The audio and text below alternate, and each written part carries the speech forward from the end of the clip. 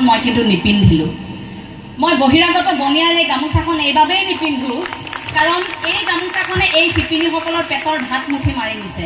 এতিয়া প্ৰতিগৰাকী অসমীয়া অন্তত এই গামোচাখন দোকানৰ পৰা কিনোতে যিসকলে লৈ আছে পাৱাৰলুমৰ গামোচা, অন্তত আপোনালোকে দোকানত সেইখিনি এতিয়া চাবলৈ শিকক। আমি যে ব্ৰস্ত উদ্যোগটোৰ কথা কৈ থাকোঁ, জাতীয়তাবাদৰ কথা যে আমি কৈ থাকোঁ, প্ৰথমতে ধৰকচোন সেইখিনিৰ পৰাই আৰম্ভ কৰোঁ, হস্ততাঁত বস্ত্ৰ শিল্পৰ পৰা। আমি আজিলৈকে গামোচাখনকে চিনি নাপালোঁ, কোনখন পাৱাৰলুমৰ, কোনখন হেণ্ডলুমৰ, অৰ্থাৎ কোনখন তাঁতীশালত বোৱা, কোনখন মেচিন মেড, মেচিনেৰে বনোৱা। এই গামোচাখন বহিৰাজ্যৰ বহিৰাগত বনিয়াই আহি আমাক বিক্ৰী কৰিছে। আমি কিয় টান পাওঁ জানে? সভা সমিতিসমূহত চাব, বিভিন্ন আঞ্চলিকতাবাদীৰ ভেটিত গঢ়ি উঠা জাতীয়তাবাদৰ কথা কোৱা বহু নিষ্ক্ৰিয়তো দেখিব, বহু তেনেধৰণে ডাঙৰ ডাঙৰ কথা কোৱা ব্যক্তিক দেখিব। বিহুৰ দিনা এই পাৱাৰলুমৰ গামোচাখন ডিঙিত লৈ থাকে তেওঁলোকে, কাৰণ এই গামোচাখন কেতিয়াবা সভাই সমিতিয়ে আপোনালোকে গ'লেও সেয়া দেখিব যে গামোচাখন চিনাক্ত কৰাৰ ক্ষেত্ৰত তেওঁলোক একেবাৰে অসফল। গতিকে শিপিনীগৰাকীক সন্মান কৰিব নাজানিলে একোৱে লাভ নহ'ব। সেইসকল শিপিনী অন্তত আপুনি 40 টকা এটা দিব, উদাহৰণ দিছোঁ, ইমান টকা নহ'বও পাৰে, হয়তো তাতকৈ বেছিও হ'ব পাৰে। কিন্তু মই যেতিয়া গাৰ্লছ কলেজত জেনেৰেল ছেক্ৰেটাৰী আছিলোঁ, তেতিয়া অনুষ্ঠান পাতোঁতে গামোচা কিনিছিলোঁ। মোৰ কিন্তু মনত আছে পাৱাৰলুমৰ গামোচা 45 টকা 50 টকাত আমি কিনি আনিছিলোঁ। সৰু বোৱা গামোচাখন আনিলে 250 টকা ল'ব, কিনা গামোচাখন আনিলে ইমান কম টকাতে পাবি, গতিকে ইমান টকাহে দিয়া হৈছে, এনেকৈ মিলাই আনিবি। সেই ধাৰণাটো ভাবক।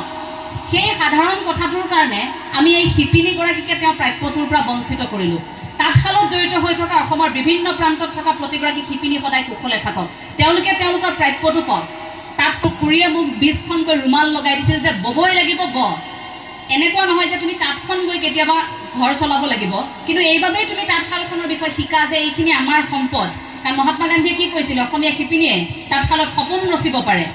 আপুনি এই শালখনৰ সৈতে আপোনাৰ সম্পৰ্কটো থাকিব লাগিব, ঢেঁকীশালৰ সৈতে আপোনাৰ সম্পৰ্ক থাকিব লাগিব।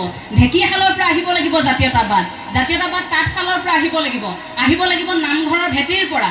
জাতীয়তাবাদ মঞ্চত নহয়, জাতীয়তাবাদ এই দল সংগঠনৰ প্ৰতিবাদত নহয়, জাতীয়তাবাদ অকল মঞ্চৰ ডাঙৰ ডাঙৰ ভাষণ, বিভিন্ন ধৰণৰ ছেমিনাৰ হলত নহয়। এই কথাটো মনত ৰাখিব। বুকুত কঢ়িয়াই লৈ ফুৰক জাতীয়তাবাদ।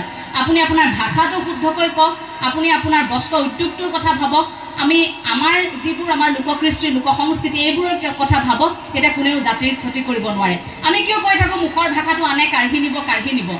আপুনি যদি নিজে যদি শুদ্ধকৈ অসমীয়া ভাষাটোকে ব্যৱহাৰ কৰিব নোৱাৰে, বা কৰিবলৈ টান পায়, বা শিকিবলৈ ইচ্ছা নকৰে, বা আপুনি গৌৰৱ কৰে যে মোৰ ল'ৰাই অসমীয়া ক'ব নাজানে বুলি, সেইজন মানুহে যদি ভাষণত কয় যে জাতি আজি বিপথে গ'ল, ভাষা আজি নাই, আমাৰ মুখৰ ভাষা আনে কাঢ়ি নিলে, শুৱাবনে কথাটো? শুৱাবনে সেই কথাটো? কিয় আমি আমাৰ সেই সম্পৰ্কবোৰ পাহৰি গ'লোঁ? আংকল, আণ্টি, এই শব্দবোৰৰ সলনি আমাৰ ইমান ভাল লগা শব্দবোৰ আমি তাৱৈ, আমৈদৌ, বৰমা, বৰ্তা, বৰদেউতা, আপা, নিচা, এই শব্দবোৰ ক'লৈ গ'ল? আমাৰ এই শব্দবোৰ আমি কিয় ব্যৱহাৰ নকৰোঁ? আমাৰ ভাল লগা কথাবোৰত আমি কিয় অসমীয়া শব্দটো ব্যৱহাৰ নকৰোঁ? অসমীয়া কথা কোৱা মানে আপুনি এনেকুৱা নুবুজায় যে উচ্চ শিক্ষিত একাংশ ব্যক্তিৰ সৈতে বহি আছে, আপুনি দুষাৰ ইংৰাজীত পাতিব নোৱাৰিলে মানে এনেকুৱা নহয় যে আপুনি অশিক্ষিত। আপুনি অন্তত সেই ব্যক্তিসকলৰ সন্মুখত বুকু ফিন্দাই অন্তত অসমীয়াত দুষাৰ কথা শুদ্ধকৈ কৈ আহক। আপুনি চাব, আপোনাৰ যিমান ভাল লাগিব যে জাতিটোৰ ক্ষেত্ৰত অন্তত মই ভাষাটোৰ ক্ষেত্ৰত এইখিনি কাম কৰি আছোঁ, সেই সুখটো কিন্তু বৰ বেলেগ ধৰণৰ।